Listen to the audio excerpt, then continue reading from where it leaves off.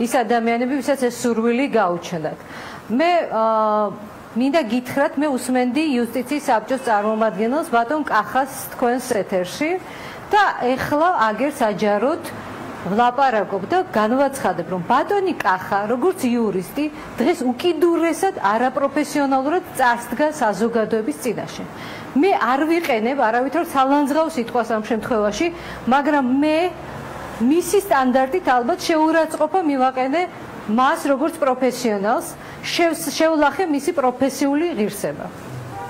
ეხლა რა უნდათ მათ? მათ უნდათ, რომ თავად ბატონმა კახამ კი არ თქვას, რომ ჩემი ღირსება შელახა თამარ კორძაიამ და მე ხა სასამართლოში უნდა წავიდე და უჩივლო. არა, მას სურს, რომ ხელისუფლებამ თქვას ის, რომ კორძაიამ შელახა ბატონი კახას ღირსება. და ეხლა ბატონი კახას ღირსება არ შეილახება იმით, რომ ვიღაც გადაუწყვეტავს, რომ მას თურმე შეურაცხყოფა მიახენეს და ღირსება შეულახეს. აი ასეთ აბსურდებზე ვლაპარაკობთ ჩვენ ამ წუთას. არ შეიძლება ვინმე სხვამ მესამე პირმა, თუნდაც ხელისუფლებამ გადაწყვეტოს შემელახა თუ არა მე ინდივიდს ღირსება. აქ არის მთელი გაუგებრობა. რა შემთხვევაში შეიძლება შეიზღუდოს გამოხატვის თავისუფლება? იმ შემთხვევაში